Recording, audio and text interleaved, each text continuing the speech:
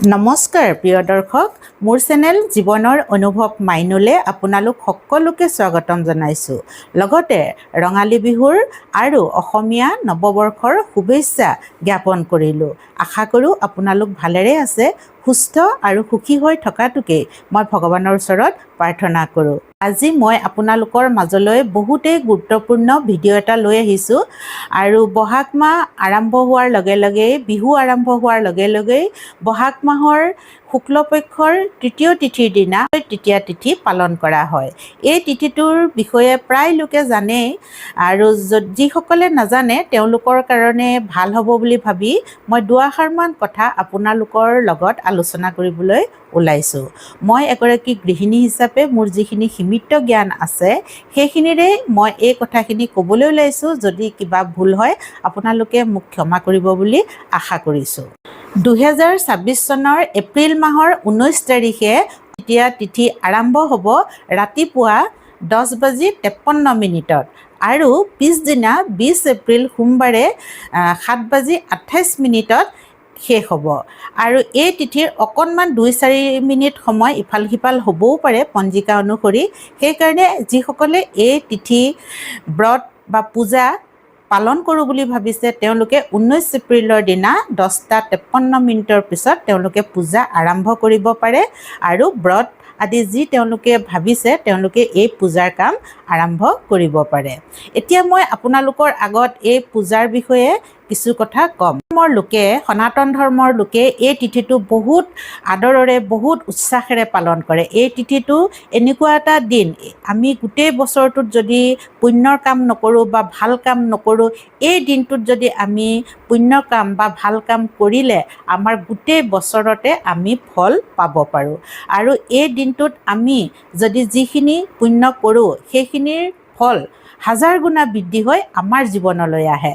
আৰু সেইকাৰণে সকলোৱে এই দিনটোলৈ বাট চাই থাকে আৰু এই দিনটোত সকলোৱে পুণ্যৰ কাম কৰিব বিচাৰে। কেতিয়াবা এনেকুৱা হয় আমাৰ সময় নহয় বা কিবা কাৰণত আমি কৰিবলৈ মন গ'লেও কিছুমান কাম কৰিব নোৱাৰোঁ, নহয় জানো? সেইকাৰণে এই তিথিটোৰ পূজা ভাগ কৰিবলৈ হ'লে আমি ঘৰতে কৰিব পাৰোঁ। আমাৰ ঘৰত যিখন সেৱা কৰা ঠাই আছে সেই ঠাইখনতে আমি কলহ স্থাপন কৰি, কলহ স্থাপন সকলোৱে কৰিব জানে, যিসকলে নাজানে মোৰ ভিডিঅ'ত আছে তেওঁলোকে চাই ল'ব পাৰে, কাৰণ এইখিনি কথা কৈ গ'লে বহুত দীঘলীয়া হ'ব। তথাপিতো মই অকণমান কৈ দিছোঁ। মাটিৰ কলহ এটাত আমডালি এটা লৈ তাত 5টা পাত থকা বা 7টা পাত থকা, তাতে সেন্দুৰ লগাই কলহত স্বস্তিক বা ওম চিন আঁকি এখন ৰঙা কাপোৰৰ ওপৰত পাৰি লৈ আমি ঘট স্থাপন কৰি প্ৰভু ভগৱন্তক, লক্ষ্মী মা আৰু শ্ৰীহৰি বিষ্ণুক স্মৰণ কৰি পূজাভাগ কৰিব লাগে। লক্ষ্মী মা আৰু শ্ৰীহৰি বিষ্ণুক স্মৰণ কৰি পূজাভাগ কৰিব লাগে। চাউল দিব লাগে। সৰু কলহ এটাত চাউল দিব পাৰি। কলহ যদি নাথাকে সৰু বাতি এটাতো আপোনালোকে তাত পূজাভাগত চাউল দিব লাগিব। আৰু পূজা বুলি ক'লে ফুল ফল মূল থাকে, সেইখিনিতো আছেই, তাৰ ক্ষয় নহয়, ইমানেই মহত্বপূৰ্ণ। মই কৈছোঁৱেই এই দিনটোত যদি আমি ভাল কাম কৰোঁ কেতিয়াও ক্ষয় নাযায়, কম হৈ নাযায়, দিনক মানে বাঢ়িহে যাব, 1000 গুণা বাঢ়ি যাব। সেইকাৰণে লক্ষ্মী মা শ্ৰীহৰিক স্মৰণ কৰি আপোনালোকে যি বিচাৰে তাকেই পাব। আপোনালোকৰ মনত যি ভাৱেৰে সেই পূজাভাগ কৰে সেই পূজাভাগৰ খুব আনন্দৰে, খুব মৰমেৰে পূজাভাগ কৰিব। শ্ৰীহৰি আৰু লক্ষ্মী মা যাতে সন্তোষ হয়। আৰু এই পূজাভাগ কৰিলে ব্ৰত কৰে। ব্ৰতটো নিজৰ কথা কেনেধৰণে কৰে, কিন্তু সেইদিনা আপোনালোকে চাউল বা ভাত খাব নালাগে। আৰু একেবাৰে একো নোখোৱাকৈ ব্ৰত কৰিলেতো খুবেই ভাল কথা। আৰু যদি নোৱাৰে, কাৰণ স্বাস্থ্যৰ কথা থাকে, নহয় জানো বাৰু? যদি স্বাস্থ্যৰ প্ৰব্লেম হয় বা কিবা কাৰণত যদি আপোনালোকে নোৱাৰে, চাউল মানে ভাত খাব নালাগে, তাৰোপৰি ফল মূল খাই আপোনালোকে এই ব্ৰত কৰিব পাৰে। আৰু এই ব্ৰত কৰাৰ লগে লগে আপোনালোকে সেইদিনা কিছুমান দান দক্ষিণাও দিব লাগে মানুহক। যিসকল অভাৱী লোক, যাৰ প্ৰয়োজন আছে, তেওঁলোকক যদি আপোনালোকে অকণমান সহায় কৰে, আপোনালোকৰ মানে সেই যিমান আপোনালোকে যদি 1 টকা সহায় কৰে, 1000 টকা আপোনাৰ বৃদ্ধি হৈ আপোনাৰ জীৱনলৈ আহিব। আৰু এয়া মই কোৱা কথা নহয়, আমাৰ ধৰ্মশাস্ত্ৰই কৈ যোৱা কথা। আৰু এই দিনটোত আমি বহুত ভাল কাম কৰিব পাৰোঁ। আমি কিবা এটা ভাল কাম কৰিবলৈ হ'লে চোৱা চিতা কৰি লওঁ, নহয় জানো বাৰু?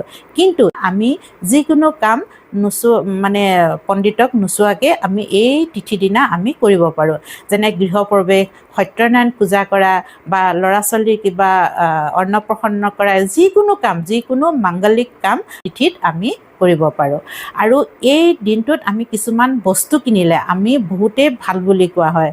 সোণ ৰূপ, যিসকলৰ কিনিবলৈ সমৰ্থ আছে তেওঁলোকে সোণ ৰূপ, গাড়ী, যিকোনো বস্তু এই তিথিত তেওঁলোকে কিনিব পাৰে। আৰু যদিও সোণ ৰূপ কিনিব নোৱাৰে, তথাপিতো আমি সেইদিনা কিছুমান ধাতুৰ বস্তু কিনিলে খুব ভাল হয়। যেনে ধৰক কাঁহী বাতি, বা ভগৱানৰ ঘৰৰ কাৰণে এটা লোটাকে কিনিলোঁ, বা চাকি এপাতকে পিতলৰ কিনিলোঁ। যদি সমৰ্থ আছে সোণ ৰূপ বা দামী বস্তু কিনিব পাৰে।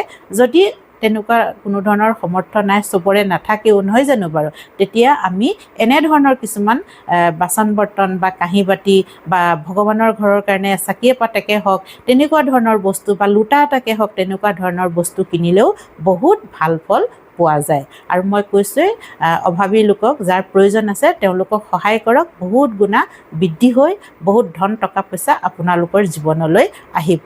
আৰু এটা কথা, আমি কেতিয়াবা আমাৰ কি হয়, আমাৰ যিসকলৰ পিতৃ মাতৃ নাই তেওঁলোকৰ তিথিটো আমি পাহৰি যাওঁ, বা সেই তিথিত কেতিয়াবা কৰিবলৈ মানে সময় সাপেক্ষে নিমিলে, তেনেকুৱা হৈ যায়, তিথিটো পালন কৰা নহয়। ভগৱানে যেনেকৈ সুপ্ৰসন্ন হ'লে আমাৰ জীৱনটো আনন্দময় হৈ থাকে, ঠিক সেইদৰে আমাৰ মিত্ৰসকলো যদি আমাৰ ওপৰত সুপ্ৰসন্ন হৈ থাকে, তেওঁলোকে যদি আমাক আশীৰ্বাদ কৰি থাকে, আমাৰ জীৱনটো আনন্দময় হৈ থাকিব। এই তিথিত আমি খুব আনন্দৰে থাকিব লাগে। আৰু পূজাৰ দিনা সোনকালে, কৈছোঁৱেই, সেইদিনা পূজাৰ দিনা সোনকালে শুই উঠি ঘৰ দুৱাৰ ভালকৈ চাফা কৰি আৰু পূজা আৰম্ভ কৰিব। আৰু সেইদিনা গোটেই ঘৰটোত অকণমান গংগাজল পানীৰে গোটেই ঘৰটো ছটিয়াই দিব, যাতে গোটেই ঘৰ পবিত্ৰ হৈ যায় গংগাজলৰে। আৰু ছটিয়াই দিলে এনেও ভাল, নহয় জানো বাৰু? সেইদিনা কৰিলে আৰু বহুতেই ভাল ফল পোৱা যায়। আৰু গা ধুওঁতেও সেইদিনা অকণমান গংগাজল লৈ গংগা মাক স্মৰণ কৰি গা ধুলে আৰু বহুত ভাল ফল পোৱা যায়।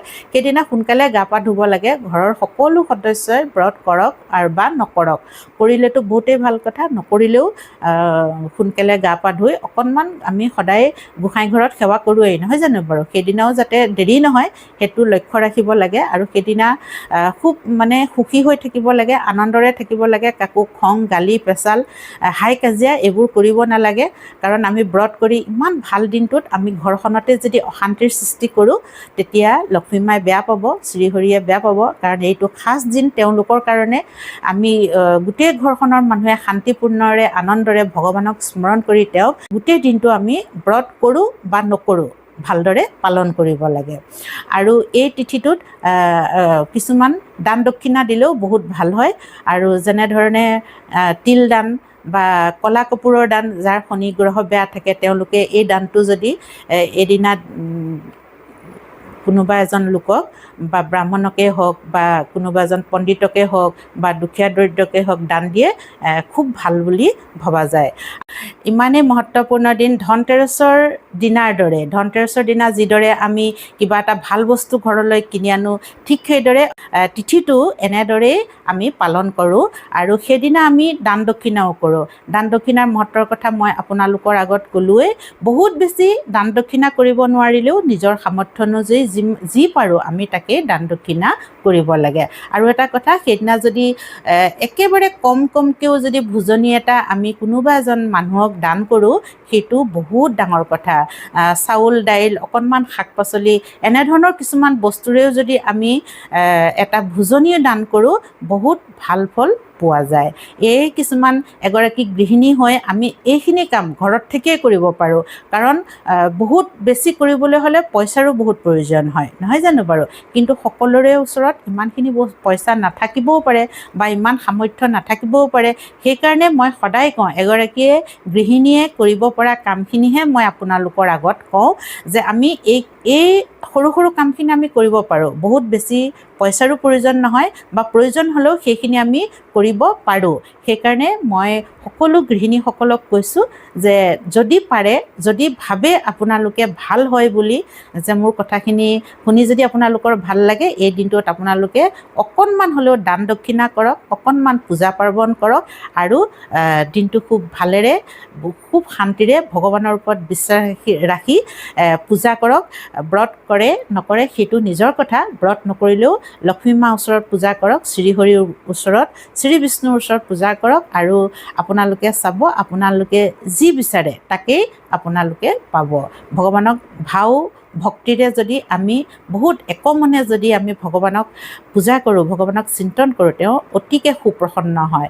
বাকী ব্ৰত কৰা নকৰাটো সেইটো নিজৰ কথা। স্বাস্থ্যৰ ওপৰতো বহুতখিনি নিৰ্ভৰ কৰে ব্ৰত কৰাটো, নহয় জানো বাৰু?